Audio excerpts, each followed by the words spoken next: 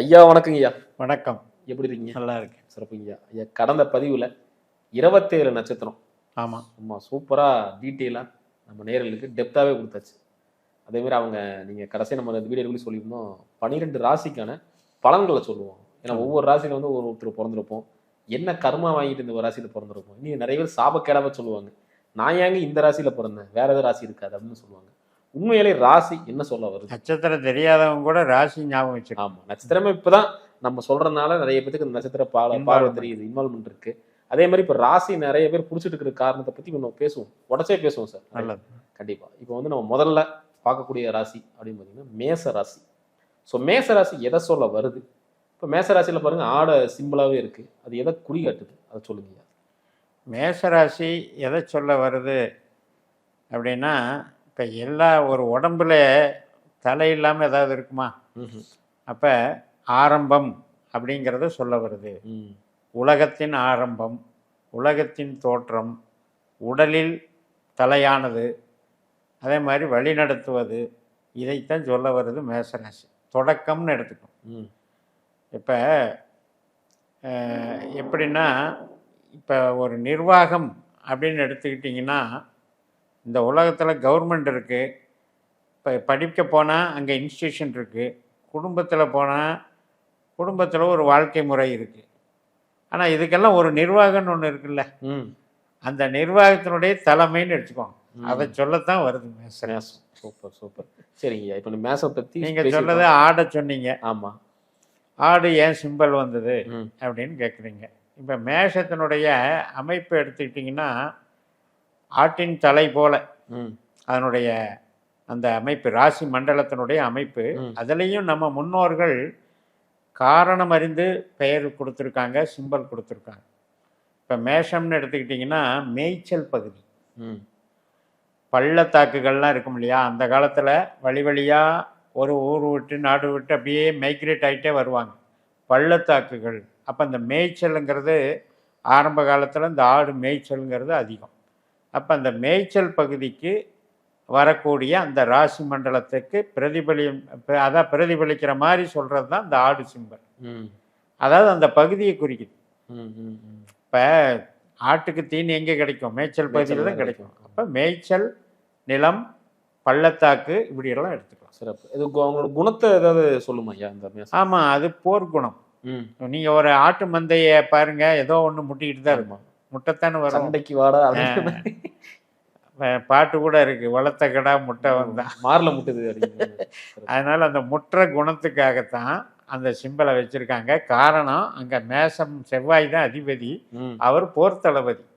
அதனால நம்ம கமெண்ட் செக்ஷன்ல போடுறவங்க இந்த மேசன் வந்துச்சுன்னா அவசரப்பட்டு முடிவு எடுத்துட்டேன், அவசரம் அப்படிங்கறது சொன்னா மேசத்துக்கு பொருத்தமா இருக்கு.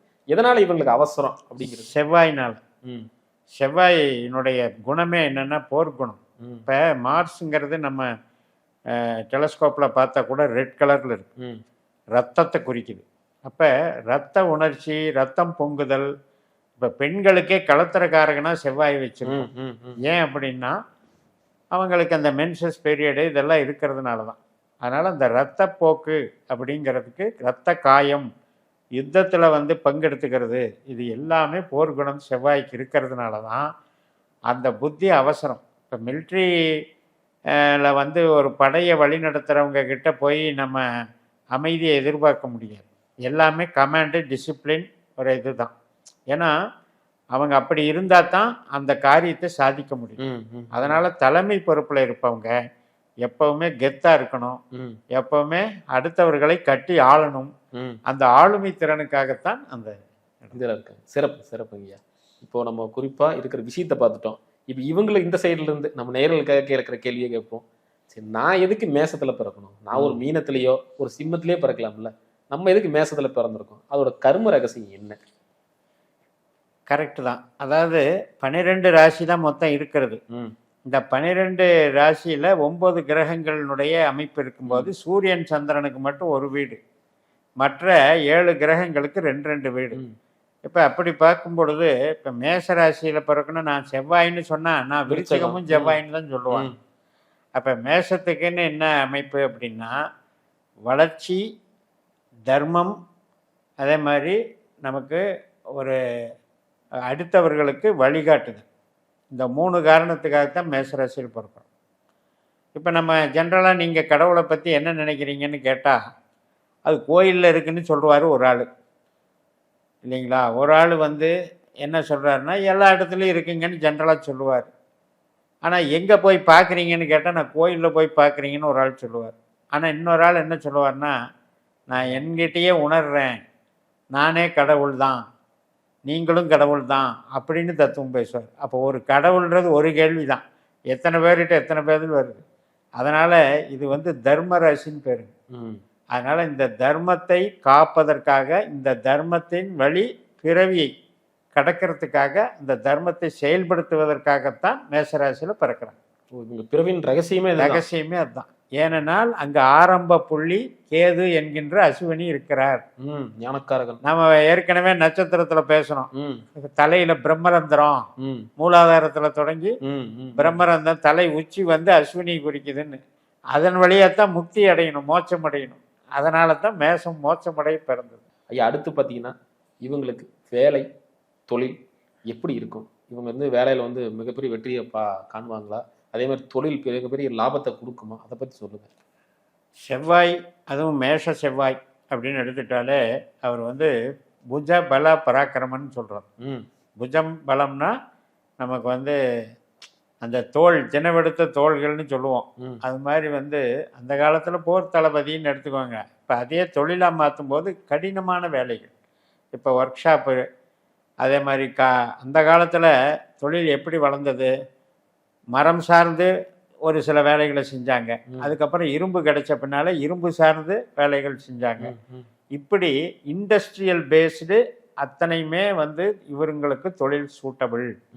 அப்போ இண்டஸ்ட்ரியில் கட்டடம் கட்டுமானமும் இருக்குது, அதே மாதிரி ஸ்பேர் பார்ட்ஸ் இண்டஸ்ட்ரியும் இருக்குது, எலக்ட்ரானிக்ஸ் இண்டஸ்ட்ரியும் இருக்குது. இது சம்மந்தப்பட்ட தொழில்களுக்கு இவங்களுக்கு சிறப்பு. அதுலேயும் அங்கே அஸ்வினி இருக்கிறதுனால மருத்துவத்துக்கும் சிறப்பு. தொழிலை பொறுத்த வரைக்கும் இவங்க வேகமாக செய்யக்கூடிய அத்தனை தொழிலுக்கும் ஆதிக்கம் பெற்றவர். சிறப்பு. அதான் நீங்கள் சொன்ன மாதிரி உடலை வருத்தி செய்யக்கூடாது. இப்போ நீங்கள் ஜிம்மு வச்சுருக்கிறது, ஸ்போர்ட்ஸு டீச்சராக இருக்கிறது, பிடி மாஸ்டராக இருக்கிறது, உடற்பயிற்சி தடகள போட்டியில் பங்கெடுத்துக்கிறது, அனைத்து விதமான உடல் உழைப்பு சார்ந்த அத்தனை பணிகளுமே மேசத்துக்கு பொருள். இந்த மேசராசியில் பிறக்கிறவங்களுக்கு இதெல்லாமே இருக்கு. இதெல்லாம் வந்து அவங்களுடைய பிறக்கிற நேரம், பிறக்கிற கிரக அடைவுகளுக்கு தகுந்த மாதிரி அந்தந்த ஃபீல்டு. சொன்ன மாதிரி ஒருத்தர் ஜிம்முக்கு போகலாம், ஜிம்ல கொஞ்சம் நல்லா மாஸ் பண்ணுவாங்க. இனி சில பேர் கிரிக்கெட்டுக்கு பிடிக்கலாம். அதாவது விளையாட்டு துறையிலையும் போடுறதுக்கு நிறைய வாய்ப்புகள் இருக்கு. அதாவது ஸ்மார்ட் ஒர்க்கை விட ஹார்ட் ஒர்க்கை நம்பி அப்படி எடுத்துக்கலாம். இப்போ ஒரு சினிமாவுன்னே எடுத்துக்கிட்டா கூட ஸ்டண்ட் மாஸ்டர் இருப்பாங்க. ஓகே, தொழில் வேலையை பத்தி பேசிக்கிட்டோம். அடுத்து ரொம்ப முக்கியமான விஷயம் ஐயா, இந்த திருமண வாழ்க்கை, மனைவி கணவன் இவங்க கூட அந்நியம் எப்படி இருக்கும், அதே மாதிரி குடும்பத்துல இவங்க யாருங்க? காலச்சக்கரத்தினுடைய முதல் ராசி மேஷம். இது வந்து ஆண் ராசின்னு சொல்றோம். அப்ப ஆண் ராசி, பெண் ராசி, ஆண் ராசி, பெண் ராசின்னு 12 ராசியில் 6 ராசி ஆண் ராசி, 6 ராசி பெண் ராசி. அதில் இவங்க தான் தலை அப்படிங்கிறது ஆண் ராசி குறி. அப்போ நேர் 7ஆம் வீடு வந்து பெண் ராசி குறி. அப்படி பார்த்தா மேச ராசியில் பொண்ணு பிறக்கிறாங்கல்ல, அவங்க எப்படி இருப்பாங்கன்னா கொஞ்சம் ஆண் தன்மை கலந்துருப்பாங்க. அதே மாதிரி 7ஆம் இடம் பெண் ராசின்னு சொல்லி ஆணுக்கு பெண் பார்க்கும்போது அதே துலா ராசியில் இருக்கிறவங்க 2 சம்பந்தப்பட்ட அமைப்பிலையும் இருப்பாங்க. ஆணுக்கு பெண் குணமும் பெண்ணுக்கு ஆண் குணமும் இயற்கை வகுத்த நியதி.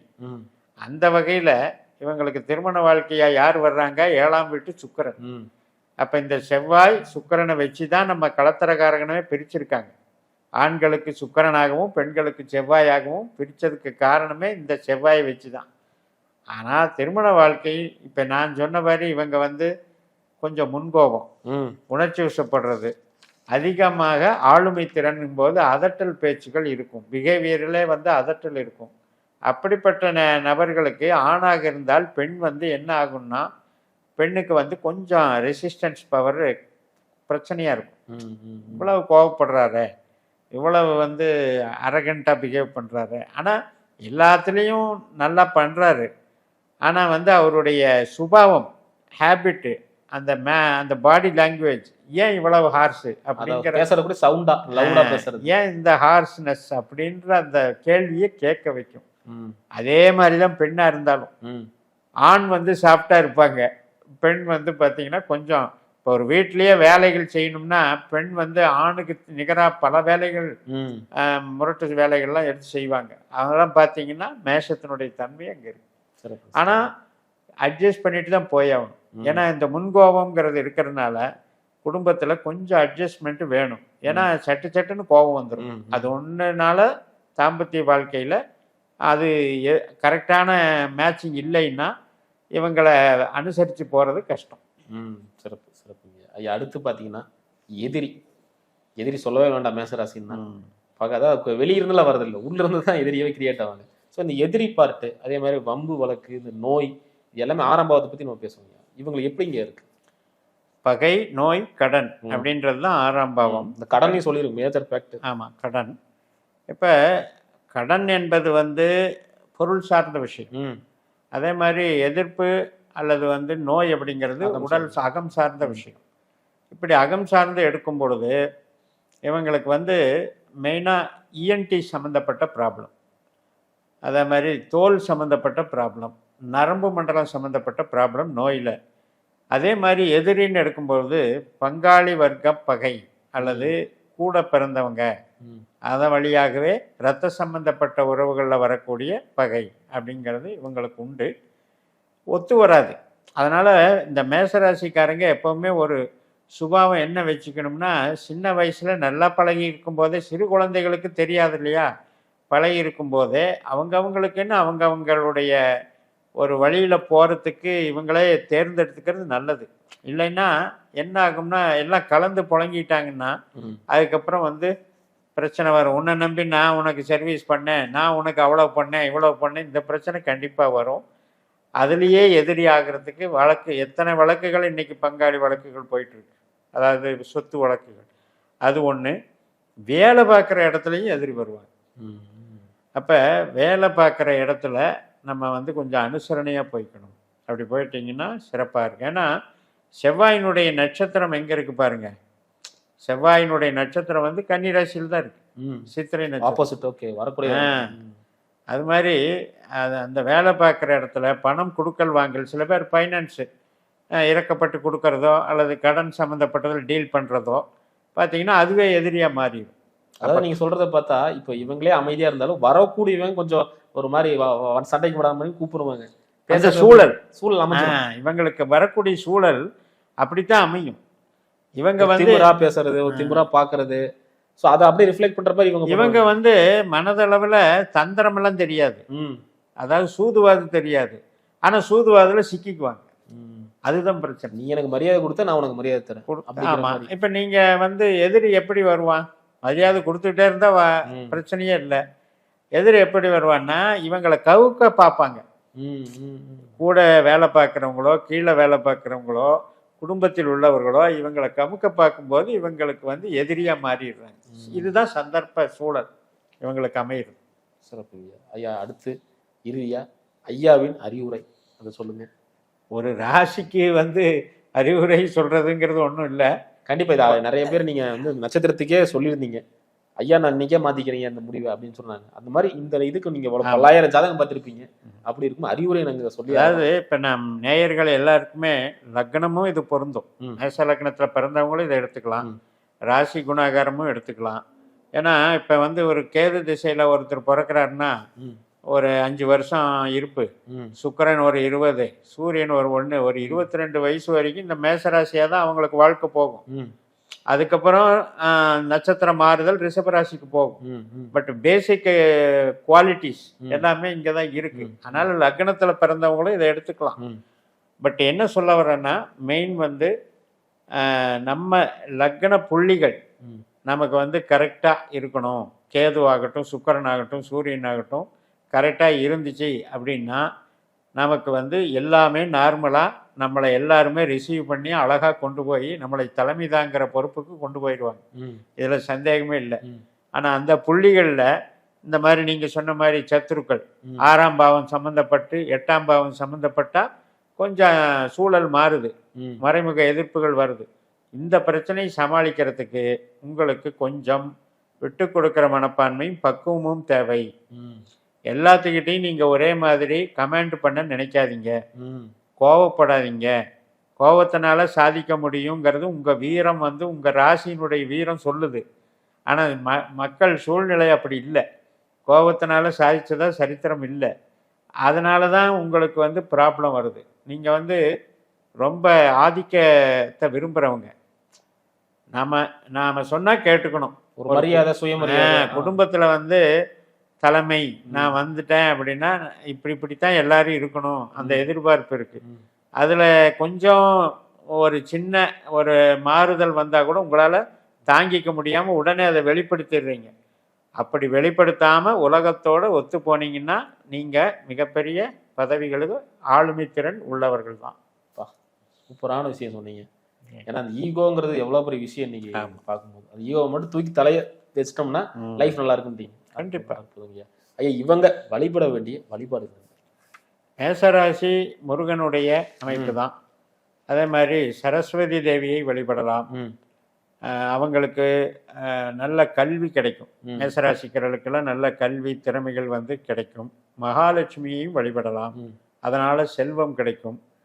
அதே மாதிரி சிவபெருமானையும் வழிபடலாம், அவனால் உங்களுக்கு வந்து தர்ம வழியில் நிற்கிறதுக்கு உண்டான ஒரு சொசைட்டியில் நல்ல பேர் கிடைக்கும்.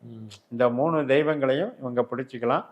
இயல்பாகவே இவங்களுக்கு வந்து பணத்தின் சம்பந்தப்பட்ட பணம் சம்பாதிக்கக்கூடிய யோகங்கள் வந்து நிச்சயமாக இருக்குது.